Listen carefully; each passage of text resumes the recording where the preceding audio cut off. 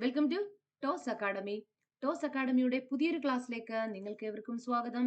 ഇന്നത്തെ ക്ലാസ്സിൽ നമ്മൾ ഡിസ്കസ് ചെയ്യുന്നത് ഇനി വരാൻ പോകുന്ന സെറ്റ് ഹിസ്റ്ററി എക്സാമിനേഷനുമായി ബന്ധപ്പെട്ട മോസ്റ്റ് ഇമ്പോർട്ടന്റ് ആയിട്ടുള്ള ചില ക്വസ്റ്റ്യൻസുകളാണ്.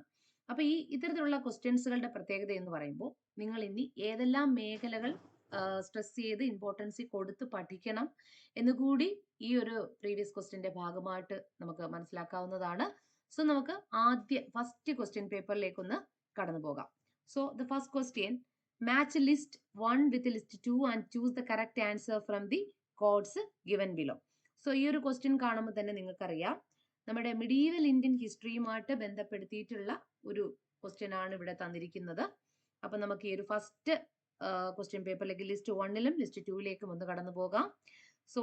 ഓപ്ഷൻ എ വന്നിട്ട് സിയാഉദ്ദീൻ ബറാനി, മിൻഹജുൽ സിറാജ്, ഹസൻ നിസാമി ആൻഡ് ഉത്തുബി. ഇവരുടെ വർക്സുകളാണ് ലിസ്റ്റ് 2ൽ കൊടുത്തിട്ടുള്ളത്. താജുൽ മസീർ, താരിഖി യാംനി, തബക്കാത്തി നസീറി, താരിഖി ഫിറോജായി. അപ്പൊ ഈ ഒരു മേഖല എന്ന് പറയുന്നത് മിഡീവൽ ഇന്ത്യൻ ഹിസ്റ്ററിയിലെ ഡൽഹി സുൽത്താനേറ്റുമായി ബന്ധപ്പെടുത്തിയിട്ടുള്ള മോസ്റ്റ് ഇമ്പോർട്ടന്റ് ആയിട്ടുള്ള ചില വർക്സുകളും ഓതേഴ്സും അവരുടെ വർക്സുകളുമാണ്. അതിൽ ആദ്യം നമ്മൾ പഠിക്കേണ്ടിയിട്ടുള്ളത് സിയാഉദ്ദീൻ ബറാണിയാണ്. അപ്പൊ സിയാഉദ്ദീൻ ബറാണിയുടെ വളരെ പ്രശസ്തമായിട്ടുള്ള ഒരു വർക്കായിരുന്നു ഏതായിരിക്കും? ഓപ്ഷൻ സിയാഉദ്ദീൻ ബറാനി, താരിഖി ഫിറോജായി ആണ്. സിയാഉദ്ദീൻ Barani, താരിഖി ഫിറോജായി, the history of the Tughlaq dynasty. In this book he refers to the history of the Tughlaq dynasty. അപ്പോൾ ഓപ്ഷൻ എ വന്നിട്ട് താരിഖി ഫിറോജായി ആണ്. അപ്പോ താരിഖി ഫിറോജായിൽ അദ്ദേഹം ഡിസ്ക്രൈബ് ചെയ്തിരിക്കുന്നത് history of Tughlaq dynasty, the history of Tughlaq dynasty. Then വന്നിട്ട് മിൻഹജുൽ സിറാജ്. മിൻഹജുൽ സിറാജ് എഴുതിയിട്ടുള്ള മിൻഹജുൽ സിറാജിന്റെ വളരെ പ്രശസ്തമായിട്ടുള്ള ഒരു വർക്കാണ് തബക്കത്തി നസീറി. തബക്കത്തി നസീറി written by മിൻഹജുൽ Siraj. The generally history of the Muslim dynasties up to 1216, അതായത് മുസ്ലിം ഡൈനാസ്റ്റികളെ കുറിച്ച് ജനറൽ ആയിട്ടുള്ള ഒരു ചരിത്രം നമുക്ക് കാട്ടിത്തരുന്ന ഒരു പുസ്തകം കൂടി, എസ്പെഷ്യലി ഡൽഹി സുൽത്താനേറ്റുമായിട്ട് ബന്ധപ്പെടുത്തിയിട്ടുള്ള അങ്ങനെയുള്ള ഒരു ബുക്കാണ് മിൻഹജുൽ സിറാജ് എഴുതിയ Tabaqati Nasiri. The dynasties, Muslim dynasties up to 1260, ഏകദേശം മുസ്ലിം ഡൈനാസ്റ്റി വന്നിട്ട് 1260 വരെയുള്ള കാലഘട്ടം വരെയുള്ള ഒരു പീരീഡ് ആണ് ഈ മിൻഹജുൽ സിറാജിന്റെ തബക്കത്തി നസീറി എന്ന പുസ്തകത്തിലൂടെ നമുക്ക് കാണാൻ കഴിഞ്ഞത്. അപ്പൊ ഇത് ഡൽഹി സുൽത്താനേറ്റിന്റെ അകത്തുള്ള ചില ബുക്കും ഓതേഴ്സും ആണ് കേട്ടോ. വളരെ ഇമ്പോർട്ടന്റ് ആയിട്ട് നിങ്ങൾ പഠിച്ചെടുക്കേണ്ടിയിട്ടുള്ളതാണ്. ദെൻ വന്നിട്ട് ഹസൻ നിസാമി. ഹസൻ നിസാമിയുടെ വർക്ക് ഏതാണെന്നുള്ളതാണ് ചോദിച്ചിരിക്കുന്നത്. He wrote the Tajul Masir. Option C 1 ആണ് correct. List 1 is the correct answer. Tajul Masir. Hasan Nizami wrote the Tajul Masir, the first official history of the Delhi Sultanate. Delhi Sultanateലെ ആദ്യത്തെ ഒരു ഒഫീഷ്യൽ ഹിസ്റ്ററി കൂടിയായിരുന്നു ഹസൻ നിസാമി രചിച്ചിട്ടുള്ള Tajul Masir. Hasan Nizami work is known as Tajul Masir. Okay, then last 4 വന്നിട്ട് Utbi. Utbi wrote the Tarikhi Yamini. Utbi wrote the Tarikhi Yamini. Okay, option D വന്നിട്ട് second ആണ് correct answer. Utbi അദ്ദേഹം വളരെ പ്രശസ്തനായ മറ്റൊരു ചരിത്രകാരൻ കൂടിയായിരുന്നു. ഉത്ബി സ്കോളർ ആയിരുന്നു. അദ്ദേഹമാണ് താരിഖി യാംനി രചിച്ചിട്ടുള്ളത്. ഈ covering the early Ghaznavid period. അദ്ദേഹം ആദ്യകാല ഗസ്നവിഡ് പീരീഡിനെ കുറിച്ചിട്ട് കവർ ചെയ്തുകൊണ്ടുള്ള ഒരു ചരിത്ര രചന കൂടിയായിരുന്നു ഉത്ബിയുടെ താരിഖി യാംനി. അപ്പൊ നമുക്ക് എങ്ങനെയാണ് ക്വസ്റ്റ്യൻസുകൾ വരുന്നത് എന്ന് നിങ്ങൾക്ക് മനസ്സിലായിട്ടുണ്ടാകും. അപ്പൊ ഇനി വരാൻ പോകുന്ന എക്സാമിനേഷൻസുകളിൽ നിങ്ങൾ ഇത്തരത്തിലുള്ള ക്വസ്റ്റ്യൻസുകൾ പ്രതീക്ഷിക്കണം. ബിക്കോസ് ബുക്ക് ആൻഡ് ഓതേഴ്സ് ഒക്കെ ചോദിക്കാൻ ചാൻസ് ഉണ്ട്. അപ്പൊ ഇതൊരു മിഡീവൽ ഹിസ്റ്ററിയിൽ, എസ്പെഷ്യലി മുഗൾ ഹിസ്റ്റോറിയോഗ്രാഫി അപ്പോൾ നമ്മൾ പരിചയപ്പെടുന്നതാണ്. ഈസ് ലൈക്ക് ഇതുപോലെ തന്നെ നമ്മള് മിഡീവൽ ഹിസ്റ്റോറിയോഗ്രാഫിയിൽ Delhi Sultanate and their historiography, അതിന്റെ അകത്താണ് നമ്മൾ പ്രത്യേകിച്ച് തന്നെ ഈ ഒരു ഭാഗം വ്യക്തമായിട്ട് ക്ലാസ്സിലൊക്കെ ഒത്തിരി തവണ പറഞ്ഞു പോയിട്ടുള്ള ഒരു ഭാഗം കൂടിയാണിത്. അപ്പൊ നിങ്ങൾ ഈ ഒരു ഭാഗം നന്നായിട്ട് കൂടെ പഠിക്കുക. അപ്പൊ ഇവിടെ കറക്റ്റ് ആയിട്ടുള്ള ഓപ്ഷൻ ഏതായിരിക്കും? സിയാഉദ്ദീൻ ബറാനി, താരിഖി ഫിറോഷാഹി. A 4 ആണ്. അപ്പൊ നമ്മൾ കറക്റ്റ് ആയിട്ടുള്ള ആൻസർ ഏതായിരിക്കും? Option A is the correct answer. B 3 ആണ് വന്നിട്ട് മിൻഹജുൽ സിറാജ്, തബക്കത്തി നസീറി, ഹസൻ നിസാമി, താജുൽ മസീർ, ഉദ്ബി, താരിഖി യാംനി. അപ്പൊ ഞാൻ ഓരോന്നിനെ കുറിച്ചും പറഞ്ഞു പോയിട്ടുണ്ട്. സിയാഉദ്ദീൻ ബറാനി, താരിഖി ഫിറോഷായിൽ എന്തിനെ കുറിച്ചിട്ടാണ് ഡിസ്ക്രൈബ് ചെയ്തിട്ടുള്ളത്? History of the Tughlaq dynasty. Tughlaq ഡൈനാസ്റ്റിയുടെ ചരിത്രമാണ് സിയാഉദ്ദീൻ ബറാനി തന്റെ താരിഖി ഫിറോസ്ഷാഹിയിൽ ഡിസ്ക്രൈബ് ചെയ്തിരിക്കുന്നത്, വിവരിച്ചിരിക്കുന്നത്. ഇനി മിൻഹജുൽ സിറാജ് റോട്ട് ദ തബക്കത്തി നസീറി എഴുതി general history of the Muslim dynasties up to the 1260 period വരെയുള്ള ഒരു ജനറൽ ആയിട്ടുള്ള ചരിത്രമാണ് അദ്ദേഹം ഇതിൽ എഴുതിയിരിക്കുന്നത്. ദെൻ വന്നിട്ട് Hasan Nizami, he wrote the Tajul Masir, the first official history of the Delhi Sultanate. Delhi സുൽത്താനേറ്റിനെ കുറിച്ചിട്ടുള്ള ആദ്യത്തെ ഒരു ഒഫീഷ്യൽ ഹിസ്റ്ററി എഴുതിയത് ഹസൻ നിസാമിയാണ്. അദ്ദേഹത്തിന്റെ ബുക്കിന്റെ പേര് താജുൽ മസീർ. എന്താണ്? താജുൽ മസീർ. ദെൻ വന്നിട്ട് ഉത്തബിയാണ്. അദ്ദേഹം എഴുതി Tarikhi Yamini. He cover in the early Ghaznavid period. അദ്ദേഹം ആദ്യകാലഘട്ടത്തിലെ ഗസ്നവിഡ് പീരീഡിനെ കുറിച്ചിട്ടുള്ള ഫുൾ അവരുടെ ചരിത്രമാണ് ഉത്തബിയുടെ താരിഖി യാംനിയിൽ പ്രതിപാദിച്ചിരിക്കുന്നത്. അപ്പൊ ഈ ഒരു ഭാഗം വ്യക്തമായിട്ട് മനസ്സിലായിട്ടുണ്ടാകും എന്ന് കരുതുകയാണ്. Then next question, most important ആയിട്ടുള്ള ഒരു അടുത്ത ഒരു ക്വസ്റ്റ്യൻ പേപ്പറിലേക്കും കൂടി നമുക്കൊന്ന് കടന്നു പോകാം. Samyukta Rashtriya Samiti was an organisation connected with which of the following. അപ്പൊ സംയുക്ത രാഷ്ട്രീയ സമിതി എന്നറിയപ്പെടുന്ന ഓർഗനൈസേഷൻ താഴെ തന്നിരിക്കുന്ന ഏത് സംഭവവുമായിട്ട് ബന്ധപ്പെടുത്തിയിട്ടുള്ളതാണ്? This parties also connected with the Kerala history. അപ്പൊ ഈ ഒരു question, this question is related to Kerala history. അപ്പൊ കേരള ഹിസ്റ്ററിയിൽ നിന്ന് ഒത്തിരി ക്വസ്റ്റ്യൻസുകൾ ചോദിക്കാറുണ്ട്. അപ്പൊ അതിൽ one of the most important ആയിട്ടുള്ള ഒരു ക്വസ്റ്റ്യൻ എന്ന് തന്നെ നമുക്ക് ഈ ഒരു ക്വസ്റ്റ്യനെ പറയാം. അപ്പൊ നമുക്ക് നോക്കാം. Samyukta Rashtriya Samiti was an organisation connected with which of the following? Option 1 Punnapra Vayalar Satyagraha struggle, option B Ezhava memorial, option C Malayali memorial, option D Nivarthana agitation. once again, Samyukta Rashtriya Samiti was an organisation connected with which of the following? Option A Punnapra Vayalar struggle, option B Ezhava memorial, option C Malayali memorial, option D Nivarthana agitation. So here is the correct answer. Nivarthana agitation is the correct answer. അപ്പോ സംയുക്ത രാഷ്ട്രീയ സമിതി എന്ന് പറയുമ്പോൾ all Thiruvithamkoor Samyukta Rashtriya സമിതി എന്നാണ് അതിന്റെ പൂർണ്ണമായ നാമം. All Thiruvithamkoor Samyukta Rashtriya Samiti was formed in connection with the Nivarthana agitation. Nivarthana അജിറ്റേഷനെയാണ് അബ്സ്റ്റേഷൻ മൂവ്മെന്റ് എന്നറിയപ്പെടുന്നത്. 1932 1932 1932 സംയുക്ത രാഷ്ട്രീയ സമിതി എന്നറിയപ്പെടുന്ന ഒരു ഓർഗനൈസേഷൻ സംഘടിപ്പിച്ചിട്ടുള്ളത്. ഇത് നമ്മുടെ നിവർത്തന അജിറ്റേഷനുമായിട്ട് ബന്ധപ്പെടുത്തിയിട്ട് തിരുവിതാംകൂറിൽ ആരംഭിച്ച ഓൾ തിരുവിതാംകൂർ സംയുക്ത രാഷ്ട്രീയ സമിതി ഫോം ചെയ്തത് is a part of the Nivarthana agitation. Clear ആയിട്ട് മനസ്സിലായിട്ട് നിവർത്തന അജിറ്റേഷനുമായിട്ട് ബന്ധപ്പെടുത്തി നിങ്ങൾ പഠിക്കേണ്ടിയിട്ടുള്ള ഒരു പോയിന്റ് ആണ് സംയുക്ത രാഷ്ട്രീയ സമിതി. ഓക്കെ, ദെൻ നെക്സ്റ്റ് ഇതിൽ ഓപ്ഷൻസുകൾ വന്നിട്ട് പുന്നപ്ര വയലാർ സമരമാണ്. Punnapra Vayalar struggle is to 1946 1946 Punnapra Vayalar സത്യാഗ്രഹ സമരങ്ങൾ നടന്നത്. Was an communist led uprising against the Thiruvithamkoor government in 1946 അല്ലെ. അപ്പോ 1946 തിരുവിതാംകൂറിലെ ഒരു കമ്മ്യൂണിസ്റ്റ് സ്ട്രഗിൾ ആയിരുന്നു പുന്നപ്ര വയലാർ സത്യാഗ്രഹം എന്നറിയപ്പെടുന്ന. Was an communist led uprising against Thiruvithamkoor ഗവൺമെന്റിനെതിരെ കമ്മ്യൂണിസ്റ്റ് സർക്കാർ ആരംഭിച്ച ഒരു പ്രധാനപ്പെട്ട ഒരു സ്ട്രഗിൾ, ഒരു കലാപ പരിപാടി കൂടിയായിരുന്നു, ഒരു സ്ട്രഗിൾ ആയിരുന്നു പുന്നപ്ര വയലാർ സത്യാഗ്രഹ സമര പരിപാടികൾ എന്ന് അറിയപ്പെടുന്നത്. ദെൻ അടുത്ത നമ്മുടെ ഓപ്ഷനിലേക്ക് നോക്കുകയാണെങ്കിൽ ഈഴവ മെമ്മോറിയൽ.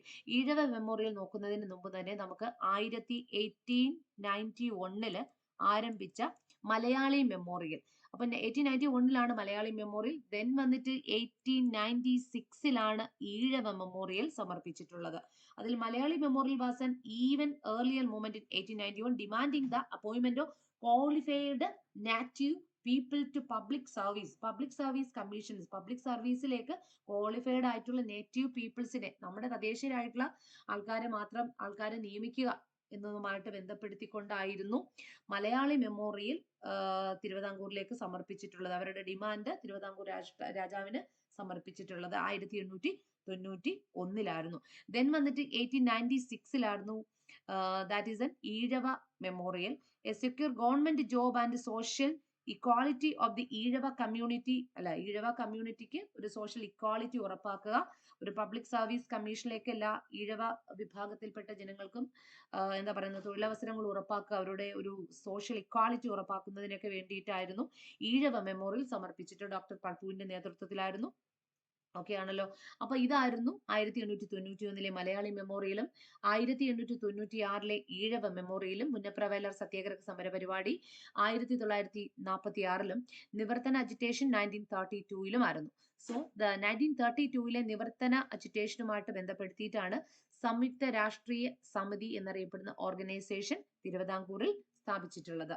ഓക്കെ ആണല്ലോ. അപ്പൊ ഇതൊരു മോസ്റ്റ് ഇമ്പോർട്ടന്റ് ആയിട്ടുള്ള ഒരു ക്വസ്റ്റ്യൻ ആണ്. ഈ ഒരു ഭാഗം കൂടി നിങ്ങൾ നന്നായിട്ടൊന്ന് നോക്കി പോവേണ്ടിയിട്ടുള്ളതാണ്. അപ്പൊ ഇത് കേരള ഹിസ്റ്ററിയുമായിട്ട് ബന്ധപ്പെടുത്തി ചോദിച്ചിട്ടുള്ളതാണ്. അപ്പൊ എങ്ങനെയാണ് കേരള ഹിസ്റ്ററി പഠിക്കുന്നത് എന്ന് നിങ്ങൾക്ക് മനസ്സിലാവും. പൂർണ്ണമായിട്ട് ആ ഓപ്ഷൻസ് എല്ലാം നമ്മൾ ഉൾക്കൊണ്ട് തന്നെ പഠിച്ചു പോകണം.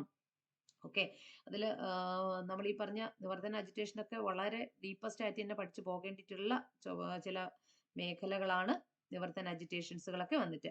ഓക്കെ, ദെൻ അടുത്ത നെക്സ്റ്റ് ക്വസ്റ്റ്യനിലേക്ക് നമുക്കൊന്ന് കടന്നു പോകാം. ഈ ഒരു ക്വസ്റ്റ്യന്റെ പ്രത്യേകത നിങ്ങൾക്ക് തന്നെ അറിയാം. നമ്മുടെ മോഡേൺ ഇന്ത്യൻ ഹിസ്റ്ററിയുമായിട്ട് ബന്ധപ്പെടുത്തിയിട്ടുള്ള ഒരു ക്വസ്റ്റ്യൻ ആണ് മോഡേൺ ഇന്ത്യൻ ഹിസ്റ്ററി.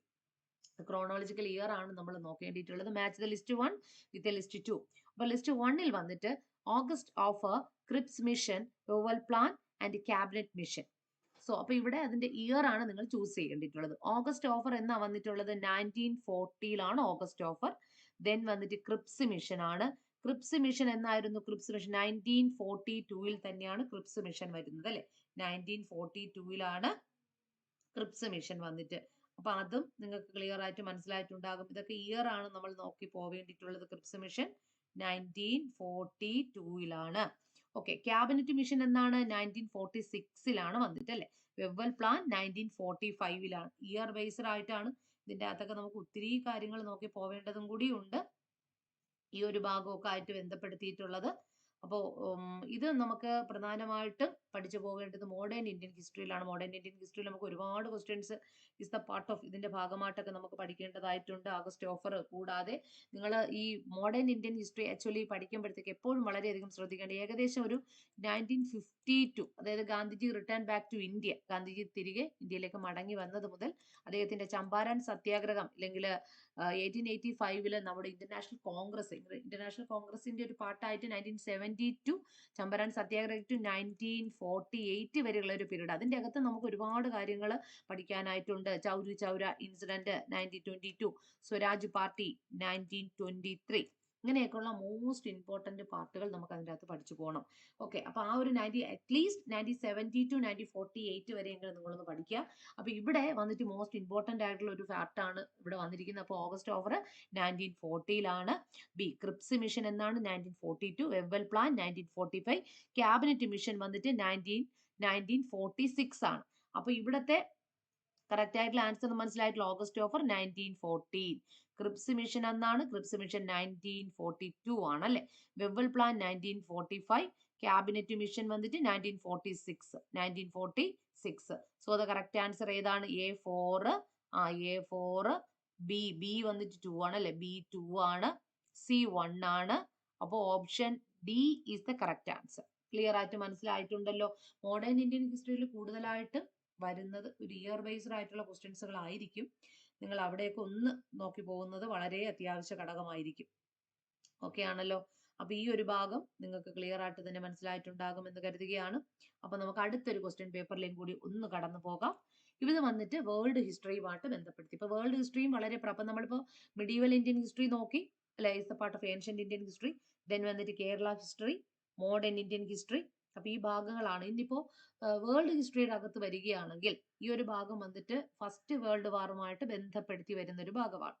അപ്പൊ ഇവിടെ ഒരു ക്വസ്റ്റ്യനിൽ ചോദിച്ചിരിക്കുന്നത് when was the treaty of Brest Litovsk signed? When was എന്നായിരുന്നു ബ്രെസ്റ്റ് ലിസ്റ്റോവിസ്ക് ട്രീറ്റി ഒപ്പുവെച്ച വർഷം ഏതാണ്? When was the treaty of Brest Litovsk signed? Option A January 3, 1980, March 3, 1918, February 3, 1918, April 3, 1980. So here the correct answer 1980 March 3 is the correct answer. അപ്പൊ എന്തായിരുന്നു ഈ breast Litovsk treaty എന്ന് അറിയപ്പെടുന്നതെന്ന് നമുക്ക് നോക്കാം. എന്നായിരുന്നു സൈൻ ചെയ്തിട്ടുള്ളത് എന്ന് നമ്മൾ മനസ്സിലായി. The Treaty of Brest-Litovsk was a peace treaty signed on March 3, 1980 between the new Bolshevik government of the Soviet Russia and the Central Powers, Germany, Austria, Hungary, Bulgaria, and Ottoman Empire, that ended the Russian participation in the World War First. അപ്പോൾ ഒന്നാം ലോക മഹായുദ്ധത്തിൽ നിന്നും Russia പിന്മാറുന്നതിന് ഇടയാക്കിയത് ഈ breast ലിസ്തോവിസ്ക് treaty ഒപ്പുവെച്ചതോട് കൂടിയിട്ടാണ്. 1918 March മാസം 3-ാം തീയതി ആരൊക്കെ തമ്മിലാണ് ബ്രസ്റ്റ് ലിസ്തോവിസ്ക് ട്രീറ്റി സമാധാന ഉടമ്പടി കരാർ ഒപ്പുവെച്ചിട്ടുള്ളത്? ന്യൂ ബോൾഷോവിക് ഗവൺമെന്റ്, അതായത് സോവിയറ്റ് റഷ്യയിലെ പുതിയതായിട്ട് വന്ന ന്യൂ ബോൾഷേവിക് ഗവൺമെന്റും സെൻട്രൽ പവേഴ്സ് ഏതൊക്കെയായിരുന്നു? ജർമ്മനി. ഒന്നാം ലോക മഹായുദ്ധ കാലഘട്ടത്തിലെ സെൻട്രൽ പവേഴ്സ് ആയിട്ടുള്ള ജർമ്മനി, ഓസ്ട്രിയ, ശ്രദ്ധിക്കുക, അതുകൂടെ ഒന്ന് നോക്കിപ്പോവുക. Germany, Austria, Hungary, Bulgaria and Ottoman empire, ഇവരുമായിട്ട് നമ്മുടെ സോവിയറ്റ് റഷ്യയിൽ പുതിയതായിട്ട് വന്ന ഒരു ഗവൺമെന്റ് ആയിട്ടുള്ള ബോൾഷേവികൾ എന്ത് ചെയ്തു? സൈൻ ചെയ്തു. ഒരു പീസ്ഫുൾ ട്രീറ്റി സൈൻ ചെയ്തു. അപ്പൊ ഇതിന്റെ ഫലമായിട്ട് റഷ്യ എന്ത് ചെയ്തു? ഒന്നാം ലോക മഹായുദ്ധത്തിൽ നിന്നും റഷ്യയുടെ പങ്കാളിത്തം അവസാനിപ്പിക്കുന്നതിന് ഇടയാക്കിയ ഒരു ട്രീറ്റി കൂടിയായിരുന്നു ബ്രസ്റ്റ് ലിസ്റ്റോവിസ്ക് ഉടമ്പടി എന്ന് അറിയപ്പെടുന്നത്. അപ്പോൾ ഇത് ഒന്നാം ലോക മഹായുദ്ധവുമായിട്ട് ബന്ധപ്പെടുത്തി നിങ്ങൾ പഠിക്കേണ്ടിയിട്ടുള്ള ഒരു മെയിൻ ആയിട്ടുള്ള പോയിന്റ് ആണ് എന്ന് പറഞ്ഞ്, അപ്പോൾ 1945 പിന്നെ കോൾഡ് വാറും ഉൾപ്പെടെയുള്ള സെക്കൻഡ് വേൾഡ് വാർ ഒക്കെ നിങ്ങൾ ഫാസിസവും നാസിസവും ഒക്കെ നോക്കി പോകേണ്ടിയിട്ടുള്ള ഏരിയാസുകളാണ്. അപ്പൊ ഇത് വളരെ മോസ്റ്റ് ഇമ്പോർട്ടന്റ് ആയിട്ടുള്ള ഒരു ക്വസ്റ്റ്യൻ ആണെന്നും കൂടി നിങ്ങൾ എന്ത് ചെയ്യുക, എപ്പോഴും തന്നെ മനസ്സിലാക്കേണ്ടതായിട്ടുണ്ട്. സോ അപ്പൊ ഈ ഒരു ഭാഗം ക്ലിയർ ആയിട്ട് മനസ്സിലായിട്ടുണ്ടല്ലോ നിങ്ങൾക്ക് എന്താണെന്ന്? ഓക്കെ. ദെൻ ഇനി നമുക്ക് അടുത്ത ഒരു മോസ്റ്റ് ഇമ്പോർട്ടന്റ് പാർട്ടിലേക്കും കൂടി ഒന്ന് കടന്നു പോകാം. ഇനി ഈ ഒരു ക്വസ്റ്റ്യൻ പേപ്പറിന്റെ ഒരു പ്രത്യേകത എന്ന് പറയുമ്പോഴത്തേക്കും ഉള്ളൊരു കാര്യം മനസ്സിലാക്കുക, സിവിലൈസേഷൻസുകളാണ്. സോ ഇപ്പൊ ഇവിടെ നമ്മൾ ആദ്യമായിട്ട് പരിചയപ്പെടാൻ പോകുന്നത് ഈജിപ്ഷ്യൻ സിവിലൈസേഷൻ ആണ്. Egyptian civilization is part of the എന്താ പറയുന്നത്, ബ്രോൺസ് ഏജ് സിവിലൈസേഷൻ ആണ്. ഇതിന്റെ പാർട്ടായിട്ട് നമ്മൾ പിന്നെ ഇന്ത്യൻ ഹിസ്റ്ററിയിൽ Harappan civilization is very very important. നമ്മൾ കഴിഞ്ഞ പ്രീവിയസ് ക്വസ്റ്റ്യൻ പേപ്പറിൽ അവിടെ ഡിസ്കസ് ചെയ്തു പോയി. അതുകൊണ്ടാണ് ഞാനിപ്പോൾ ഈജിപ്ഷ്യൻ സിവിലൈസേഷൻ ഒന്ന് ഡിസ്കസ് ചെയ്യാമെന്ന് കരുതി. അതുപോലെ തന്നെ ഇമ്പോർട്ടന്റ് ആണ് മെസപ്പൊട്ടോമിയൻ ആൻഡ് മെസപ്പൊട്ടോമിയൻ സിവിലൈസേഷൻ. അപ്പൊ ഈസ് ദ പാർട്ട് ഓഫ്, നമ്മളൊരു വേൾഡ് ഹിസ്റ്ററിയുടെ പാർട്ടായിട്ട് നിങ്ങൾ ഇത് പഠിക്കാതെ പോകരുത് എന്ന് ഒന്നുകൂടി ആലോചിപ്പിക്കുകയാണ്. അപ്പൊ നമുക്ക് ആ ഒരു ക്വസ്റ്റ്യനിലേക്ക് ഒന്ന് കടന്നു പോകാം. Which one of the following is the false about Egyptian civilization? Egyptian സിവിലൈസേഷനുമായി ബന്ധപ്പെടുത്തി താഴെ തന്നിരിക്കുന്ന പ്രസ്താവനകളിൽ ശരിയല്ലാത്തത് ഏതാണ്? Which of the following is the false about Egyptian civilization? Option A, it is the gift of the Nile. Egyptian സിവിലൈസേഷനെ gift of Nile എന്നാണോ അറിയപ്പെടുന്നത്? Egyptian built massive pyramid. ഈജിപ്തുകാര് വളരെ മാസീവ് ആയിട്ടുള്ള പിരമിഡുകൾ ബിൽറ്റ് ചെയ്തിരുന്നു എന്നുള്ളതാണ്. ഇനി pharaohs were the kings of the Egyptians. ഫെറോഫാസ് ഈജിപ്ഷ്യന്മാരുടെ രാജാക്കന്മാരെ ഫെറോഫാസ് എന്നാണ് അറിയപ്പെടുന്നത്. ഫെറോഫമാർ എന്നാണ് അറിയപ്പെടുന്നത്, ഫെറോഫാസ്. ഓക്കെ. അപ്പൊ ലാസ്റ്റ് ഓപ്ഷൻ വന്നിട്ട് ഈജിപ്ഷ്യൻ ഡെവലപ്ഡ് മോണോത്തിസം. ഈജിപ്ഷ്യൻസുകാര് ഏകദൈവ വിശ്വാസികളായിരുന്നു എന്നായിരുന്നു ക്വസ്റ്റ്യൻ വന്നത്. ആയിരുന്നു, നിങ്ങളൊന്ന് പറയൂ. അപ്പോൾ ഇവിടുത്തെ കറക്റ്റ് ആയിട്ടുള്ള ഓപ്ഷൻസുകൾ ഏതൊക്കെയാണെന്ന് നമുക്ക് നോക്കാം. നമുക്ക് എല്ലാവർക്കും അറിയാം, Egypt is always called the gift of Nile. നൈലിന്റെ ദാനം എന്നാണ് ഈജിപ്റ്റിനെ അറിയപ്പെടുന്നത്. ഇസ് എ വെരി ഇമ്പോർട്ടന്റ് ആയിട്ടുള്ളത്, ഇസ് ഒരു കറക്റ്റ് ആയിട്ടുള്ള സ്റ്റേറ്റ്മെന്റ് ആണ്. ദെൻ വന്നിട്ട് ഈജിപ്ഷ്യൻസ് ബിൽറ്റ് മാസീവ് പിരമിഡ്. ഈജിപ്റ്റുകാർ മാസീവ് ആയിട്ടുള്ള ഒരുപാട് പിരമിഡുകൾ കൺസ്ട്രക്ട് ചെയ്തിരുന്നു. ഇത് ട്രൂ ആയിട്ടുള്ള സ്റ്റേറ്റ്മെന്റ് ആണ്. Actually the statement is very very true. The Egyptians built massive pyramid, primarily the tombs of their pharaohs and their consort during the old and medieval middle kingdom period. അതായത് ഈജിപ്തിലെ ഓൾഡും middle kingdom പീരീഡ്സിലായിരുന്നു ഇത്തരത്തിലുള്ള massive ആയിട്ടുള്ള ഫെറോഫമാർക്ക് വേണ്ടിയിട്ട് അവിടുത്തെ രാജാക്കന്മാരെ വിളിച്ച പേര് ഫെറോഫാസ് എന്നായിരുന്നു. ഈ ഫെറോഫമാർക്ക് വേണ്ടിയിട്ട് മാസീവ് ആയിട്ടുള്ള പിരമിഡുകൾ അവര് ബിൽഡ് ചെയ്തത്. പിന്നെ pharaohs were the kings of the Egyptians. ഈജിപ്തിലെ രാജാക്കന്മാരെ വിളിച്ചിരുന്നത് ഫെറോഫമാർ എന്നായിരുന്നു. Pharaohs were the kings of the Egyptians. അപ്പോൾ ഇത് വളരെ ശരിയായിട്ടുള്ള ഒരു അബ്സല്യൂട്ട്. ഫെറോവാസ് എന്ന് പറയുമ്പോൾ എന്താ അർത്ഥമാക്കുന്നത്? ഫെറോഫമാർ എന്ന് പറയുന്നത് the monarch and the ruler of the ancient Egypt. They consider the God in the human form. അതായത് ദൈവത്തിന്റെ മനുഷ്യ രൂപങ്ങളാണ് ഫെറോഫമാർ എന്നറിയപ്പെടുന്നത്. They have the absolute power. അപ്പൊ ഇവർക്ക് അബ്സല്യൂട്ട് ആയിട്ടുള്ള ഒരു പവർ ഉണ്ടെന്ന് ദേ ആർ ബിലീവ്. അവർ എന്ത് ചെയ്തിരുന്നു? വിളിച്ചിരുന്നു. ഇനി ആൻഡ് ആൾസോ നിങ്ങൾ മറ്റൊരു കാര്യം കൂടി പറയേണ്ടിട്ടുള്ള കാര്യം കൂടിയുണ്ട്. Who called the Egyptians were the gift of Nile? ഈജിപ്റ്റിനെ ഗിഫ്റ്റ് ഓഫ് നൈൽ എന്ന് ആരായിരുന്നു ആദ്യമായിട്ട് വിളിച്ചത്? One of the most important famous historian, Herodotus. Herodotus called the Egyptians are the gift of Nile. ഈജിപ്റ്റിനെ ഗിഫ്റ്റ് ഓഫ് നൈൽ എന്ന് വിളിച്ചത്, നൈലിന്റെ ദാനം എന്ന് ഈജിപ്റ്റിനെ വിളിച്ചത് അല്ലെങ്കിൽ വിശേഷിപ്പിച്ചത് ഹിസ്റ്റോറിയൻ ആയിരുന്ന ഹെറോഡോട്ടസ് ആയിരുന്നു. അപ്പം അത് ആ ഒരു സ്റ്റേറ്റ്മെന്റും വളരെ കറക്റ്റ് ആയിട്ടുള്ള ഒരു സ്റ്റേറ്റ്മെന്റ് തന്നെയാണ്. അപ്പൊ ഈ ഒരു ഇവിടെ തന്നിരിക്കുന്ന സ്റ്റേറ്റ്മെന്റുകളിൽ തെറ്റായ പ്രസ്താവന എന്ന് പറയുമ്പോൾ നിങ്ങൾക്ക് തന്നെ മനസ്സിലായിട്ടുണ്ടാകും ഏതായിരിക്കും തെറ്റായ പ്രസ്താവന എന്ന് പറയുന്നത്. ഒന്നാമത്തെ ക്വസ്റ്റ്യൻ അല്ലെ, നമ്മളെ ലാസ്റ്റ് ഓപ്ഷൻ അല്ലെ, ഈജിപ്ഷ്യൻ ഡെവലപ്ഡ് മോണോത്തിസം. അതായത് ഈജിപ്തുകാർ ഒരു ഏകദൈവ വിശ്വാസികളായിരുന്നു. നെവർ, ഒരിക്കലുമല്ല. Because the ancient Egyptian civilization was primarily polytheistic. Polytheistic means ബഹുദൈവ വിശ്വാസികളായിരുന്നു. മോണോത്തിസം എന്ന് പറയുമ്പോൾ ഏകദൈവ വിശ്വാസം. പോളിത്തിസ്റ്റിക് ആയിരുന്നു, meaning the worshipped the many god and goddesses. ഒരുപാട് ദൈവങ്ങളെയും ദേവതമാരെയൊക്കെ തന്നെ അവർ ആരാധിച്ചിരുന്നു. The idea of the single supreme deity, monotheism was not the general characteristics of their civilization. അതൊരു ഐഡിയൽ ആയിട്ടുള്ള ഡൈറ്റി, ദാറ്റ് മീൻസ് മോണോത്തിസം. ഏകദൈവ വിശ്വാസത്തിൽ അടിയുറച്ച് വിശ്വസിച്ചിരുന്ന ഒരു വിഭാഗക്കാരായിരുന്നില്ല ഇവർ. Because there was a brief period of the state imposed monotheists like the system under the Pharaoh of Akhenaten, who promoted the worship of the sun god. ഇനി ഇദ്ദേഹത്തിന്റെ ആരുടെ കാലഘട്ടത്തിൽ? അഖിനാട്ടിന്റെ കാലഘട്ടത്തിൽ. അഖിനാറ്റിൻ കേട്ടിട്ടുണ്ടല്ലോ, അഖിനാറ്റിൻ. who promoted the worship of sun god Aten as the sole god. This was an expectation and did not represent the border long standing religious belief of the ancient Egypt. അതായത് പുരാതന Egyptian നാഗരികത എപ്പോഴും ബഹുദൈവ വിശ്വാസികളായിരുന്നു. അവർ നിരവധി ദേവീ ദേവന്മാരെയൊക്കെ തന്നെ എന്ത് ചെയ്തിരുന്നു? അവർ വിശ്വസിച്ചിരുന്നു. എന്ന് മാത്രമല്ല, ഒരു ഏകദൈവ വിശ്വാസം അല്ലെങ്കിൽ ഒരു ഏകദൈവ വിശ്വാസം എന്ന ആശയം അവരുടെ നാഗരികതയിലേക്ക് ഉണ്ടായിരുന്നില്ല. എന്ന് മാത്രമല്ല, അവർ സൂര്യദേവനായ ആറ്റനെ, എന്താണ്? സൂര്യദേവനായ ആറ്റനെ വിശ്വസിച്ചിരുന്നു. ആറ്റനെ അവർ ഏകദൈവമായി ആരാധിച്ചിരുന്നു. അങ്ങനെ അതിനെ പ്രോത്സാഹിപ്പിക്കുന്ന ഒരു ഫെറോവ ആരായിരുന്നു? ഫെറോവ അഖനാറ്റൻ ആയിരുന്നു. ഫെറോവ അഖനാറ്റൻ. അപ്പൊ ഫെറോവയുടെ അഖനാറ്റിന്റെ കാലഘട്ടത്തിൽ, അദ്ദേഹത്തിന്റെ പേരൊന്ന് എഴുതിയെടുക്കുക. അഖനാറ്റൻ. അഖനാറ്റന്റെ കാലഘട്ടത്തിൽ സൂര്യദേവനായിരുന്ന ഏത്തനെ, സൺ ഗോഡ് ഏത്തൻ. ആരാണ്? Sun God ഏത്തൻ. ഏത്തനെ അവർ എന്ത് ചെയ്തിരുന്നു? ആരാധിച്ചിരുന്നതായിട്ട് നമുക്ക് തെളിവുകൾ ലഭ്യമായിട്ടുണ്ട്. അഖനാട്ടിന്റെ കീഴിൽ അവർ ഒരു ഏകദൈവ വിശ്വാസ സമ്പ്രദായത്തിന് ഒരു ഗ്രസ്വകാലം മാത്രമേ അങ്ങനെ ഒരു ഏകദൈവ വിശ്വാസം ഉണ്ടായിരുന്നു. അതാരുടെ കാലഘട്ടത്തിൽ? അഖിനാട്ടിന്റെ കാലഘട്ടത്തിൽ.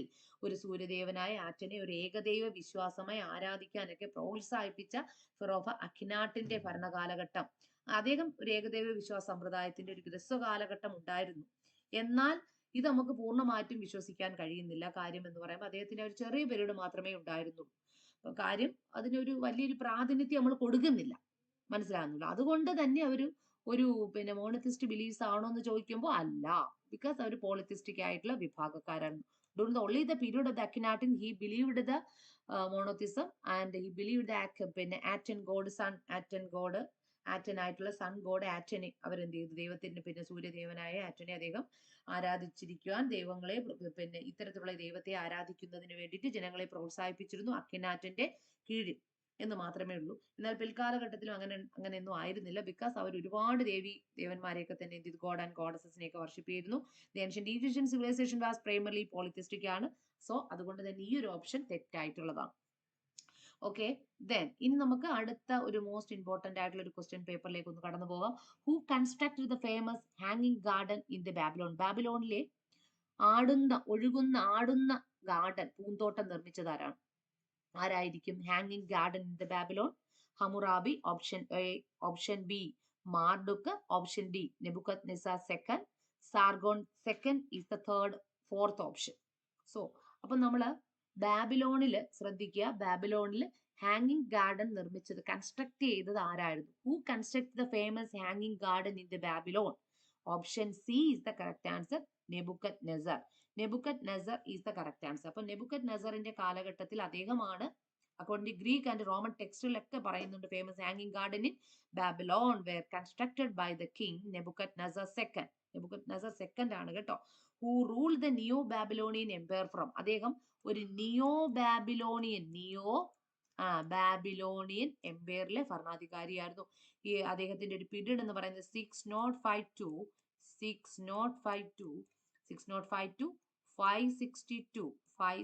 to BC-യിലായിരുന്നു അദ്ദേഹത്തിന്റെ പീരീഡ്. അദ്ദേഹം ഒരു നിയോ ബാബിലോണിയൻ എംപയർ ആയിരുന്ന നെബുക്കദ്നസർ second, who ruled the Neo-Babylonian Empire from the 605 to 562 BC. The legend states that he built the elaborate terraced garden as the gift of the wife. കേട്ടോ, അപ്പൊ അദ്ദേഹത്തിന്റെ കാലഘട്ടത്തിലായിരുന്നു ലെജൻഡുകൾ, അതായത് ഐതിഹ്യങ്ങൾക്കനുസരിച്ച് പറയുകയാണെങ്കിൽ he built the elaborated ആയിട്ടുള്ള terraced ഗാർഡൻസുകൾ the gift of his wife, അദ്ദേഹത്തിന്റെ വൈഫിന്റെ gift എന്നുള്ള നിലയിൽ ക്യൂൺ അമിത്യസ്, അതായത് ക്യൂൺ അമിത്യസിന്റെ ഗിഫ്റ്റ് എന്നുള്ള നിലയിൽ അദ്ദേഹം ഒരുപാട് ഗാർഡൻസുകളൊക്കെ അദ്ദേഹത്തിന്റെ ഈ ഒരു കാലഘട്ടത്തിൽ നെബൂഖദ്നേസർ എന്ത് ചെയ്തിരുന്നു, നിർമ്മിച്ചിരുന്നു എന്ന് പറയപ്പെടുന്നു. അദ്ദേഹത്തിന്റെ പേര് അദ്ദേഹം നിയോ ബാബിലോണിയൻ റൂളർ ആയിരുന്നു, അങ്ങനെയും ചോദിക്കാം. ഇനി Hammurabi always we know that he ruled Babylon, അദ്ദേഹം ബാബിലോൺ ഭരിച്ചിരുന്ന ഒരു ഭരണാധികാരിയായിരുന്നു. ഈ primarily famous of the comprehensive code of Hammurabi, അദ്ദേഹത്തിന്റെ famous code of Hammurabi code, ഇത് വളരെ ഫേമസ് ആണ്. പിന്നെ Marduk was an patron god of the city of ബാബിലോണിന്റെ ഗോഡ് എന്നറിയപ്പെടുന്ന മാർഡുക്ക്, അദ്ദേഹം ഒരു ഗോഡാണ്, നോട്ട് എ ഹിസ്റ്റോറിക്കൽ കിങ്.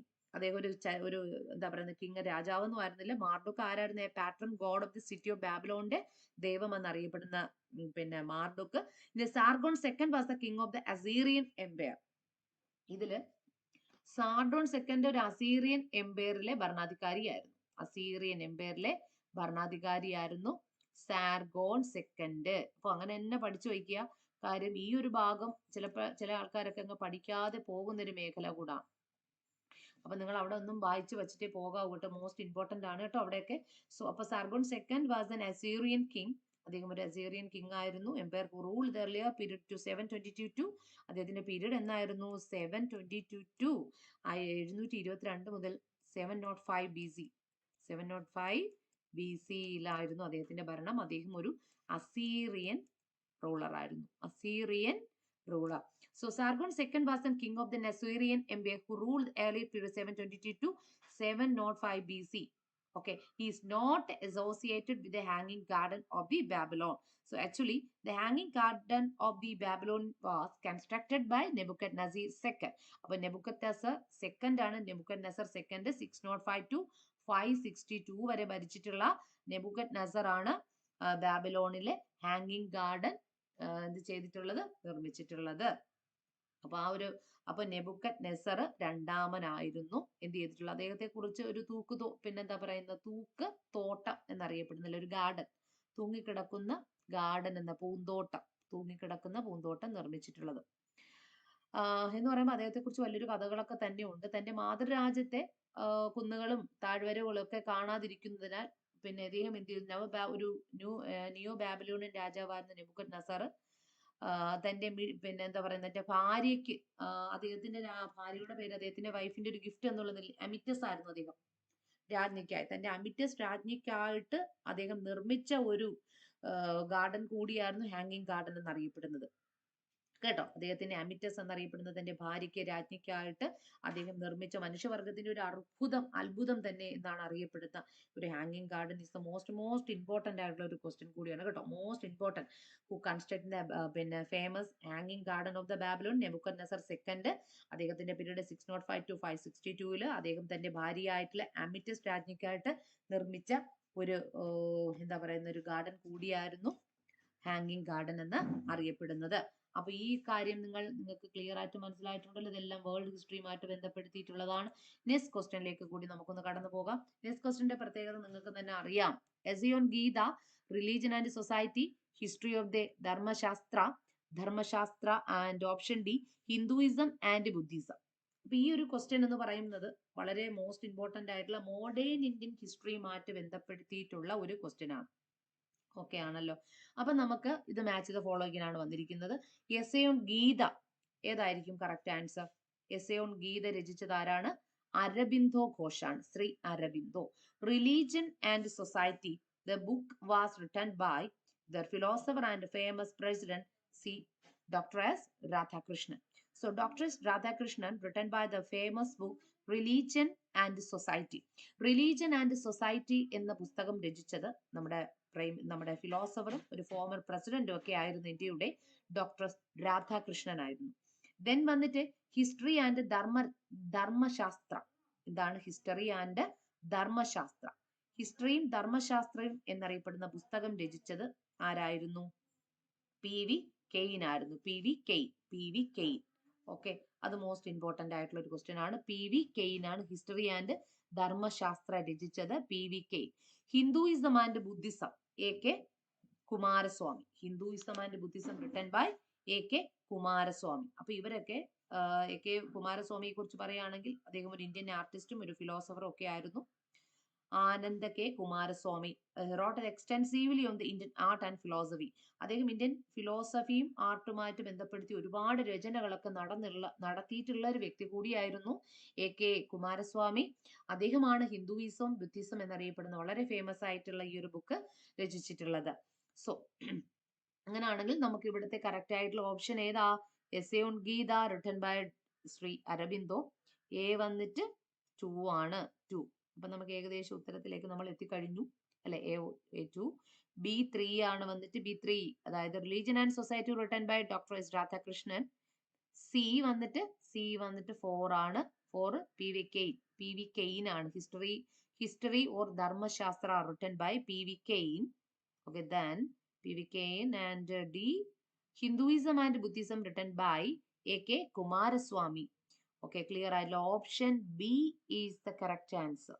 അപ്പോൾ മോഡേൺ ഇന്ത്യൻ ഹിസ്റ്ററിയിൽ ഇതുപോലെ ഒരുപാട് പുസ്തകങ്ങളും അതിന്റെ ഓതേഴ്സും ഒക്കെ ഉണ്ട്. അപ്പൊ ഇങ്ങനെയാണ് നിങ്ങൾ ഈ മോഡേൺ ഇന്ത്യൻ ഹിസ്റ്ററിയുമായിട്ട് ബന്ധപ്പെടുത്തി പഠിച്ചു പോകേണ്ടത്. അപ്പൊ നമ്മൾ ഏകദേശം ഒരു നല്ലൊരു ഭാഗം കവർ ചെയ്തിട്ടുണ്ട്.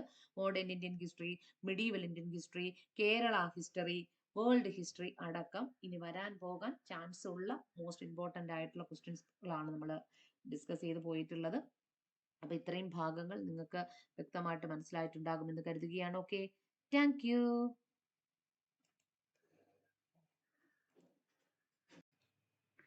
Welcome to Toss academy. Toss അക്കാഡമിയുടെ പുതിയൊരു ക്ലാസ്സിലേക്ക് നിങ്ങൾക്ക് ഏവർക്കും സ്വാഗതം. സോ ഇന്നത്തെ ക്ലാസ്സിൽ നമ്മൾ ഡിസ്കസ് ചെയ്യുന്നത് ഇനി വരാൻ പോകുന്ന സെറ്റ് ഹിസ്റ്ററി എക്സാമിനേഷനുമായി ബന്ധപ്പെട്ട മോസ്റ്റ് ഇമ്പോർട്ടന്റ് ആയിട്ടുള്ള ഇനി വരാൻ ചാൻസ് ഉള്ള ചില മോസ്റ്റ് ഇമ്പോർട്ടന്റ് ക്വസ്റ്റ്യൻസ് ഓഫ് ഹിസ്റ്ററിയുമായി ബന്ധപ്പെട്ട വളരെ സുപ്രധാനമായിട്ടുള്ള ചില ക്വസ്റ്റ്യൻസുകളാണ് നമ്മൾ ഇന്നത്തെ ക്ലാസ്സിലൂടെ ഡിസ്കസ് ചെയ്യുന്നത്. സോ നമുക്ക് നോക്കാം. ഫസ്റ്റ് ക്വസ്റ്റ്യൻ, ആദ്യ ക്വസ്റ്റ്യൻ പേപ്പറിലേക്ക് നമുക്കൊന്ന് കടന്നു പോകാം.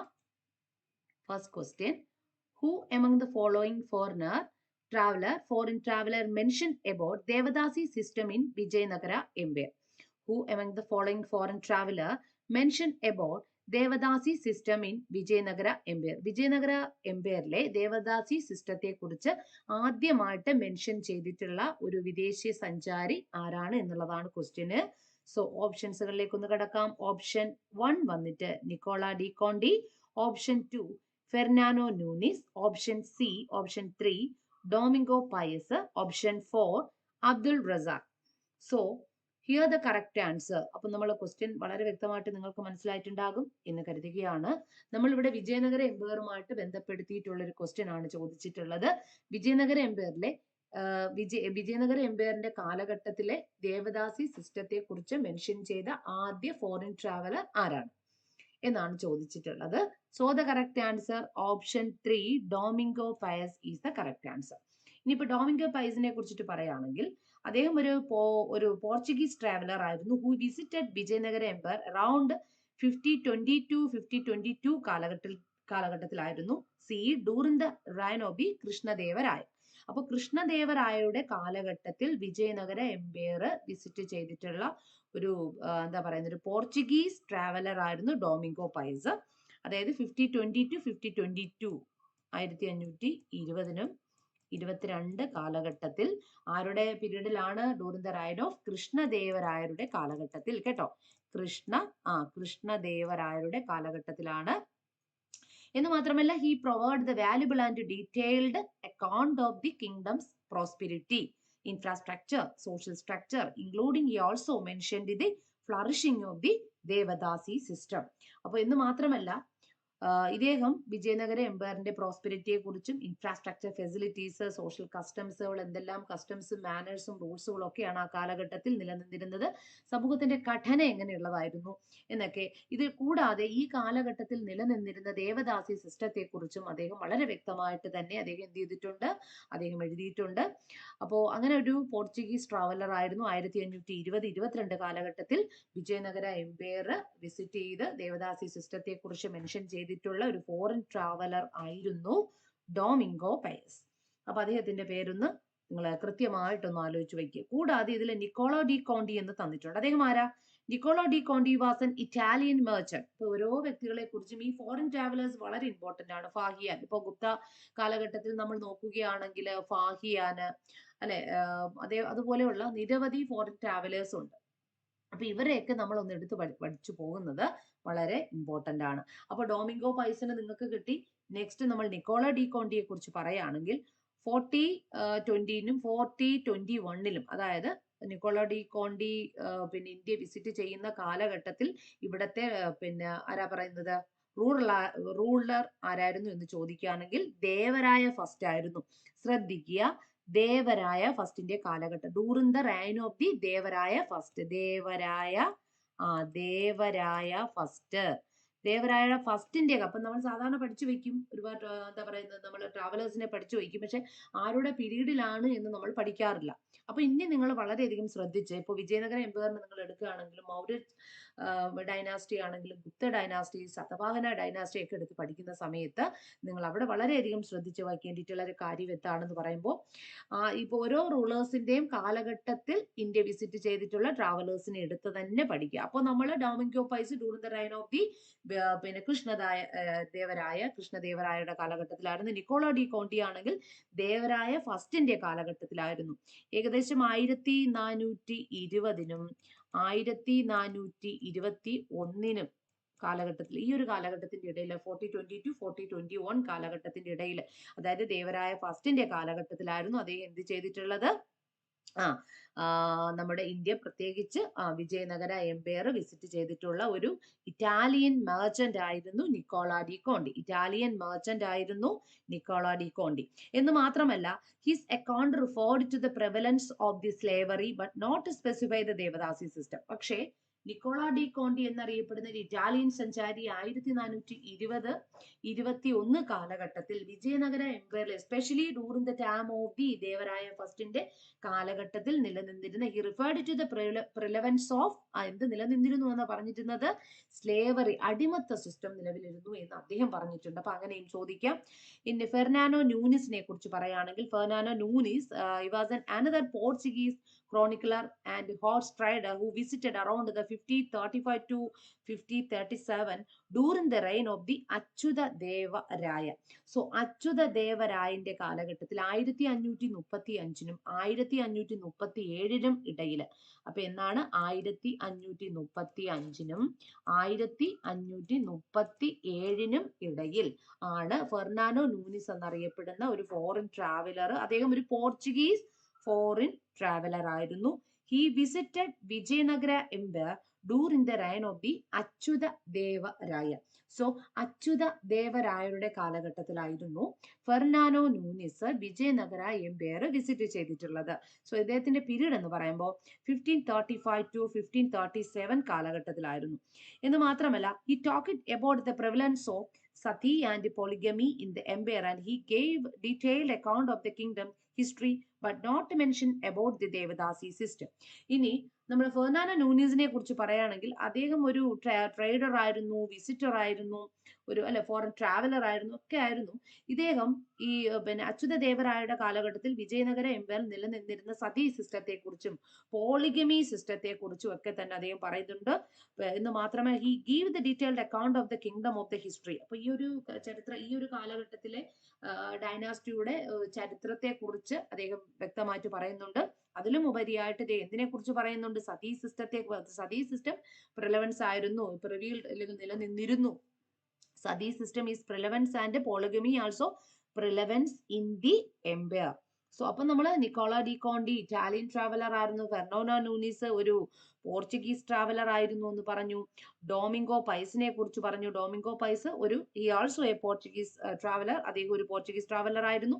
ഫെർണാണ്ടോ നൂനിസ് ഒരു പോർച്ചുഗീസ് ട്രാവലർ ആയിരുന്നു. നിക്കോള ഡി കോണ്ടി ഒരു ഇറ്റാലിയൻ മെർച്ചന്റ് ആയിരുന്നു. അപ്പൊ ഇവരുടെയൊക്കെ കാലഘട്ടത്തെ കുറിച്ച്, ഇവരുടെയൊക്കെ visiting timing and the importance of the Vijayanagara empire also we mention. Then Abdurazak. Abdurazak was a Persian scholar and ambassador who visited the empire around 1443 to 1444 during the reign of the Devaraya II. ഇനി നമുക്ക് അബ്ദുൾ റസാഖിനെ കുറിച്ചിട്ടൊന്ന് നോക്കാം. So Abdul Razak എന്ന് പറയുന്നത് അദ്ദേഹം ഒരു Persian scholar and ambassador. അദ്ദേഹം ഒരു Persian സ്കോളറും ഒരു അംബാസിഡറും ഒക്കെ ആയിരുന്നു. അദ്ദേഹം 1443 ഇവിടെ വിസിറ്റ് ചെയ്തത്. 1443 ടു 1444 അദ്ദേഹം ഇവിടെ വിസിറ്റ് ചെയ്തിരുന്നു. അദ്ദേഹം ആരുടെ കാലഘട്ടത്തിലാ? ദേവരായ സെക്കൻഡ്. അപ്പോ ദേവരായ സെക്കൻഡിന്റെ കാലഘട്ടത്തിലായിരുന്നു. അപ്പൊ നിക്കോള ഡി കോണ്ടി ദേവരായ ഫസ്റ്റിന്റെ കാലഘട്ടത്തിലാണെങ്കിൽ അബ്ദുൾ റസാഖ് ദേവരായ സെക്കൻഡിന്റെ കാലഘട്ടത്തിലാണ് വിസിറ്റ് ചെയ്തത്. അതേസമയം ഫെർണാണ്ടോ നൂനിസ് ആണെങ്കിൽ ആരുടെ കാലഘട്ടത്തിലാണ്? അച്യുത ദേവരായന്റെ കാലഘട്ടത്തിലായിരുന്നു.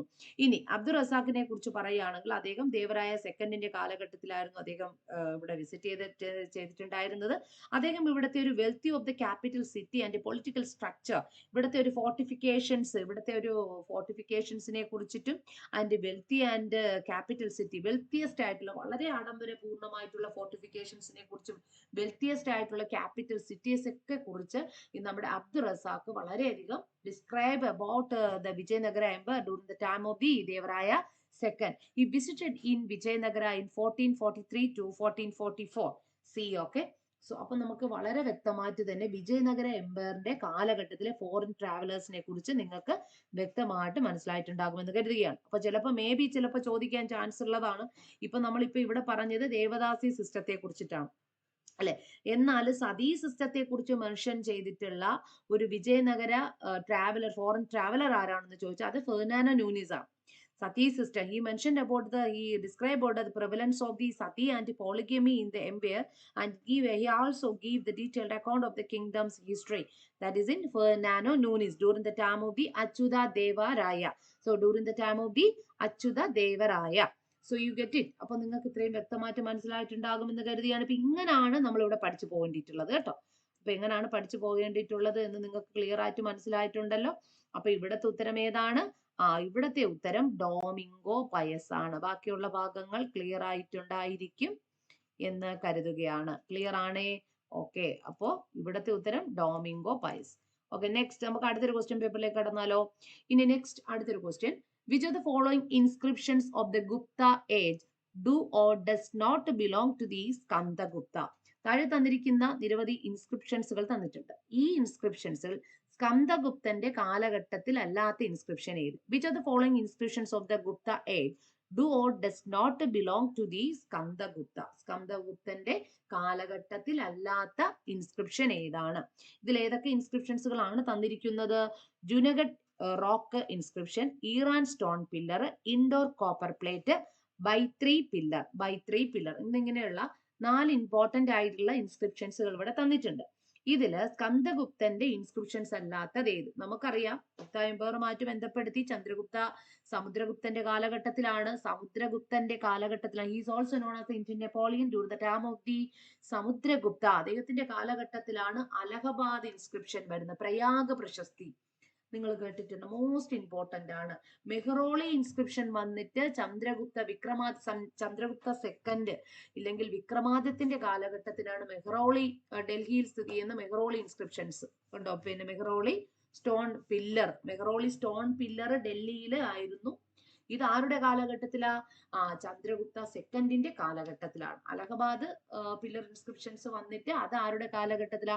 സമുദ്രഗുപ്തന്റെ കാലഘട്ടത്തിൽ. ഇങ്ങനെയുള്ള ഇമ്പോർട്ടൻസ് ആയിട്ടുള്ള പ്രശസ്തീസുകളൊക്കെ നിങ്ങൾ നോക്കുക. പ്രയാഗ പ്രശസ്തി is most important one is that during the time of the Samudragupta. So here അപ്പൊ ഇവിടത്തെ ആൻസർ ഏതായിരിക്കും? Correct answer Eran stone pillar is the correct answer. So അങ്ങനെയാണെങ്കിൽ ഈ Eran stone pillar inscription is not associated with Skandagupta but is associated with the Samudragupta. അപ്പൊ Eran stone pillar ആരുടെ കാലഘട്ടത്തിലാണെന്ന് അറിയാമോ? സമുദ്രഗുപ്തനെയാണ് നമ്മൾ നേരത്തെ പറഞ്ഞത് is also Kaviraja, is also known as Kaviraja എന്ന പേരിൽ അറിയപ്പെടുന്ന, ഇന്ത്യൻ നെപ്പോളിയൻ എന്നറിയപ്പെടുന്ന സമുദ്രഗുപ്തന്റെ കാലഘട്ടത്തിലായിരുന്നു Eran stone pillar inscription inscribe ചെയ്തിട്ടുള്ളത്. അതല്ലാതെ സ്കന്ദഗുപ്തന്റെ കാലഘട്ടത്തിലായിരുന്നില്ല. മനസ്സിലായിട്ടുണ്ടല്ലോ.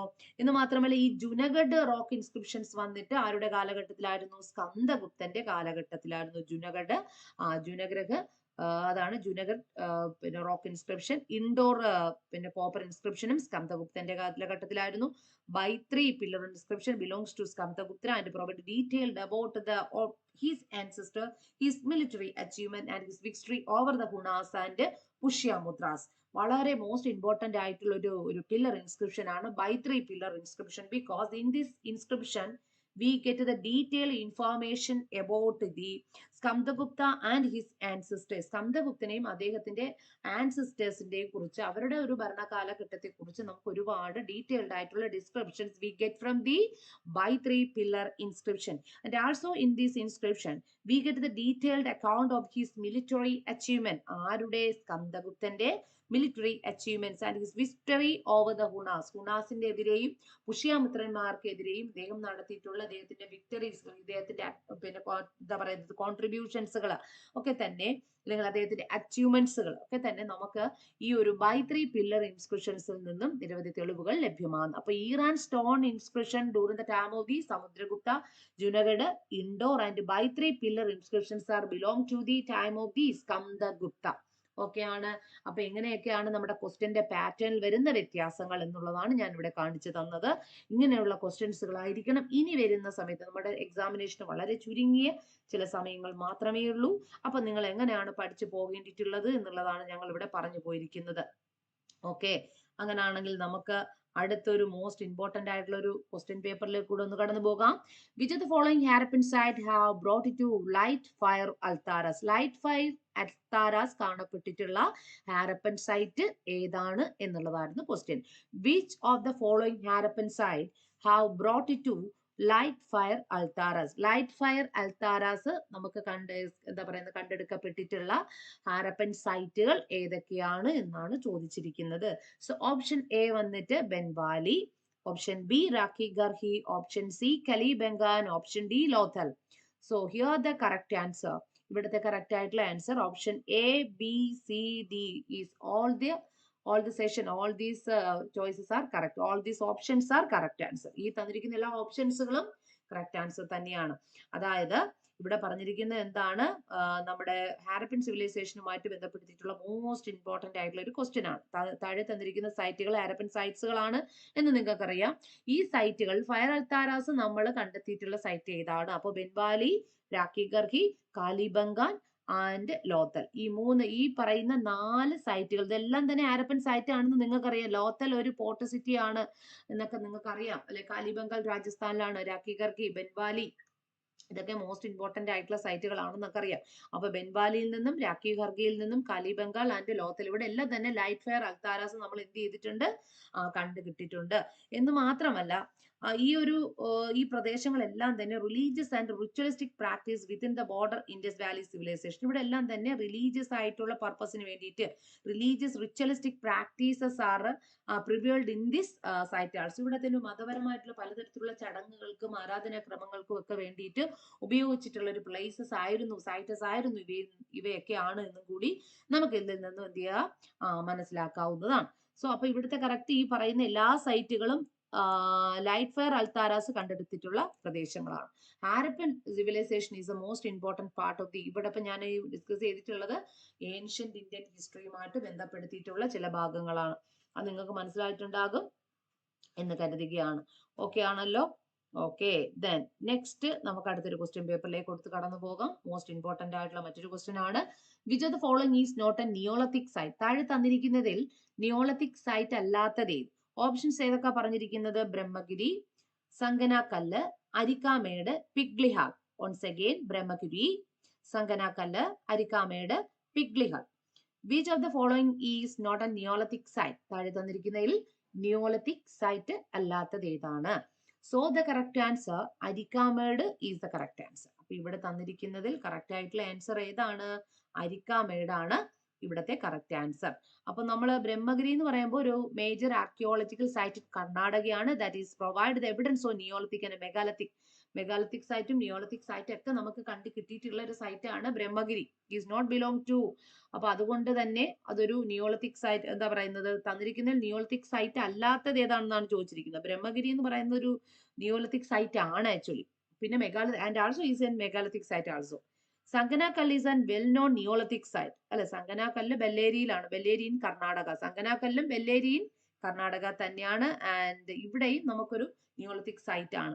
ഇനി Piklihal is an most important neolithic site in Karnataka and also it is listed in the Andhra Pradesh in some older sources with evidence of this cattle herding and ash mounts. കാറ്റിൽ റെയറിംഗും ash mounts ഒക്കെ കണ്ടെടുത്തിട്ടുള്ള ഒരു neolithic site ആണ് Piklihal. So the Brahmagiri, Sanganakallu and Piklihal, അപ്പൊ ഈ 3 സൈറ്റുകളും neolithic site ആണ്. Not among one is. ഇതിൽ തന്നിരിക്കുന്നതിൽ നിയോളിത്തിക് സൈറ്റ് അല്ലാത്തത് ഏതാ? That is an Arikamedu is the correct answer.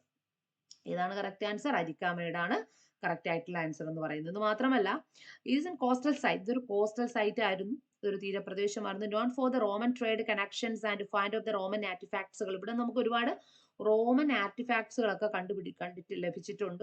ഒരു പുരാതനപരമായിട്ടുള്ള ഒരുപാട് അവശിഷ്ടങ്ങളും മറ്റുമൊക്കെ നമുക്ക് all of these artefacts indicating it was an early historic period trade centre. ഇത് പൂർവ്വ കാലഘട്ടത്തിൽ ഒരു early historic period trade centre ആയിരുന്നു. Because we have some trade relation between, നമുക്ക് കുറച്ച് ട്രേഡ് റിലേഷൻസ് ഉണ്ടായിരുന്നു ആരുമായിട്ട്? റോമൻ ട്രേഡ്, പിന്നെ റോമൻ സിവിലൈസേഷനുമായിട്ടൊക്കെ ബന്ധപ്പെടുത്തി. ദ അതർ സൈറ്റ് ആർ, അപ്പോൾ മറ്റെല്ലാ സൈറ്റ്സുകളും സൗത്ത് ഇന്ത്യയുമായിട്ട് ബന്ധപ്പെടുത്തിയിട്ടുള്ളതാണ്. അപ്പൊ അതുകൊണ്ട് തന്നെ അരിക്കാമേട് എന്ന് പറയുന്ന ഒരു നിയോളിത്തിക് സൈറ്റ് അല്ല. ഓക്കെ, സോ അപ്പോ അരിക്കാമേട് ഇസ് ദ കറക്റ്റ് ആൻസർ. അപ്പൊ അവിടെയും കിട്ടി. ഇനി നമ്മൾ നോക്കാൻ പോകുന്നത് ഒരു പ്രധാനപ്പെട്ട മോഡേൺ ഇന്ത്യൻ ഹിസ്റ്ററിയുമായിട്ട് ബന്ധപ്പെടുത്തിയിട്ടുള്ള ഒരു ക്വസ്റ്റ്യൻ ആണ്. നിങ്ങൾക്കറിയാം മോഡേൺ ഇന്ത്യൻ ഹിസ്റ്ററിയും വളരെ മോസ്റ്റ് ഇമ്പോർട്ടന്റ് ആണ്. അതിൽ നമ്മളിപ്പോഴും ഞാൻ എപ്പോഴും പറയാറുള്ളത് പോലെ 1885 ടു 1948 വരെയുള്ള ഒരു മോഡേൺ ഇന്ത്യൻ ചരിത്രമാണ് നിങ്ങൾ നന്നായിട്ട് പഠിച്ചു പോകേണ്ടിയിട്ടുള്ളത്. അല്ലെ, ഇന്ത്യൻ നാഷണൽ കോൺഗ്രസിന്റെ രൂപീകരണം, 1857 റിവോൾട്ട്, പിന്നെ വന്നിട്ട് ഇന്റർനാഷണൽ മൂവ്മെന്റ് അതിൽ നമ്മൾ 1970 ചമ്പാരൻ സത്യാഗ്രഹ ടു 1948 വരെ നമ്മൾ പഠിക്കണം. ഇത് നമുക്ക് നോക്കാം. That is an Indian National Army. Indian National Army രൂപീകരിച്ചത് എല്ലാവർക്കും അറിയാം. That is Subhash Chandrabose is the correct answer. അറിയാലോ. ഗദ്ദാർ പാർട്ടി ഇവിടെ ആയിരുന്നു രൂപീകരിച്ചത്? അമേരിക്കയിലാണ് രൂപീകരിച്ചത്. Lala Hardayal is one of the chief proponent of these Ghadar party. Ghadar പാർട്ടിയുടെ ഒരു പ്രധാനപ്പെട്ട വക്താക്കന്മാരിൽ അല്ലെങ്കിൽ സംഘടന രൂപീകരണത്തിൽ പ്രമുഖ സ്ഥാനം വഹിച്ചൊരു വ്യക്തിയായിരുന്നു ലാല ഹർദയാൽ. ഇനി മിത്രമേളയെ കുറിച്ച് നിങ്ങൾ പറയുകയാണെങ്കിൽ വി ഡി സവർക്കർ ആണ്. വി ഡി സവർക്കർ അറിയാലോ. അദ്ദേഹമായിട്ട് നമ്മൾ ബന്ധപ്പെടുത്തി പറയുകയാണെങ്കിൽ ഹീസ് ദ ഫസ്റ്റ് പേഴ്സൺ പിന്നെ say that 1857 revolt is the first war of independence. ഇത് 1857 and the first war of independence എന്നറിയപ്പെടുന്ന പുസ്തകം രചിച്ചതും അദ്ദേഹമാണ്. അദ്ദേഹത്തെ കുറിച്ച് നമുക്ക് കുറച്ച് ഡീറ്റെയിൽഡ് ആയിട്ട് പഠിക്കുമ്പോൾ മിത്രമേള സംഘടിപ്പിച്ചിട്ടുള്ളത് ആരാ? V D Savarkar. So the correct answer C3 ആണ്. ഇനി ഹോം റൂൾ ലീഗ് അറിയാലോ. 1916 home rule league. Annie Besant, not only Annie Besant but also പിന്നെ ബാലഗംഗാധര തിലക് പൂനെയിലും ആനി ബെസന്റ് ചെന്നൈയിലെ അടയാറിലും 1960 ഹോം റൂൾ ലീഗ് സ്ഥാപിച്ചിട്ടുണ്ട്. സോ ദ കറക്റ്റ് ആൻസർ ഇവിടെ എല്ലാം കിട്ടിക്കഴിഞ്ഞു. അങ്ങനെയാണെങ്കിൽ നമ്മുടെ correct option 2 is the correct answer. A 2 ആണ്, B 1 ആണ്, മിത്രമേള C, D വന്നിട്ട് 4 ആണ്. Okay, then last question. Who among the following was the first to propose that Harappan culture and develop in the Indus region itself was not intrusive from the western region? അപ്പൊ അടുത്തൊരു most important ആയിട്ടുള്ള ക്വസ്റ്റ്യനെ കുറിച്ചിട്ടാണ് നമ്മൾ പറയുന്നത്. ഇങ്ങനെ പറഞ്ഞത് താഴെ തന്നിരിക്കുന്ന ഏത് പ്രമുഖരായിട്ടുള്ള ഒരു എക്സ്കവേറ്റർ ആണ് ഇങ്ങനെ പറഞ്ഞിട്ടുള്ളതെന്നാണ്. ഹാരപ്പൻ സംസ്കാരം സിന്ധു നദീതട മേഖലയിൽ തന്നെ വികസിച്ചു വന്നു എന്നും മറിച്ച് ഇതൊരു പടിഞ്ഞാറൻ മേഖലയിൽ നിന്ന് വന്നൊരു കടന്നുകയറ്റമല്ല ഹാരപ്പൻ സിവിലൈസേഷൻ എന്ന് വാദിച്ച വക്താവ് ആരാണ്? Who among the following was the first to propose that Harappan culture had developed in the indigenous region itself and was not intrusive from the western region? So option Dayaram Sakni, Rakhal Das Banerjee, അതാണ് R D Banerjee, that is Rakhal Das Banerjee. Option 3 John Marshall. Option D വന്നിട്ട് Madho Swarup Vats. So here the correct answer. ഇവിടുത്തെ ശരിയായിട്ടുള്ള answer ഏതാ? That is John marshal ആണ് ഇങ്ങനെ ഒരു അഭിപ്രായം മുന്നോട്ട് വെച്ചിട്ടുള്ളത്. John Marshall, who served as the Director General of the Archaeological Survey of India 1902 to 1922. അദ്ദേഹം ആർക്കിയോളജിക്കൽ സർവേ ഓഫ് ഇന്ത്യയിൽ സേവനം അനുഷ്ഠിച്ചിരുന്നു 1902 മുതൽ 1928 വരെ. He was the first to propose that Harappan culture originated and developed within the Indus region. അല്ലെ, ഇവിടെ തന്നെയാണ് ഉടലെടുത്തത്, അത് വെസ്റ്റേൺ സംസ്കാരത്തിന്റെ ഭാഗമൊന്നും അല്ല. He challenged earlier the assumption that such an advanced civilization must have been intrusive culture from western regions like Mesopotamia. അപ്പൊ അദ്ദേഹത്തിന്റെ ഇത്തരത്തിലുള്ള ഡിക്ലറേഷന്റെ ഫലമായിട്ടാണ് അല്ലെ his declaration of the discovery of the Indus valley civilisation in 1924 based on the findings of the excavation lead by. ഈ ഫൈൻഡിങ്സിന് actually തുടക്കം കുറിച്ചത് ആരാണ് 1921? That is Dayaram Sahni. ദയാറാം സാഹ്നിയാണ് പിന്നെ ഹാരപ്പ കണ്ടെത്തിയത്, അതിന് തുടക്കം കുറിച്ചത്. The excavation lead by Dayaram Sahni and R D Banerji. 1922 Mohenjodaro R D Banerji കണ്ടെത്തി and establish the existence of the indigenous ancient and highly developed urban culture in the Indian sub continent.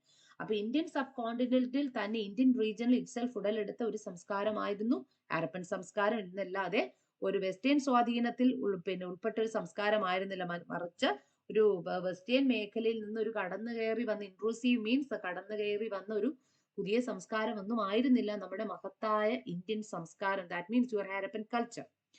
അപ്പൊ ഇത്തരത്തിലുള്ള ഒരു അഭിപ്രായം മുന്നോട്ട് ആദ്യമായിട്ട് വെച്ചിട്ടുള്ളത് ആരായിരുന്നു? ആർക്കിയോളജിക്കൽ സർവേ ഓഫ് ഇന്ത്യയിൽ ഡയറക്ടർ ജനറൽ ആയിട്ട് സേവനം അനുഷ്ഠിച്ചിരുന്ന ജോൺ മാർഷൽ ആയിരുന്നു. Okay, so here the correct answer John marshal. അപ്പൊ നിങ്ങൾക്ക് മോസ്റ്റ് ഇമ്പോർട്ടന്റ് ആയിട്ടുള്ള ഇത്തരം ക്വസ്റ്റ്യൻസുകൾ നിങ്ങൾക്ക് കിട്ടിക്കഴിഞ്ഞിട്ടുണ്ട്.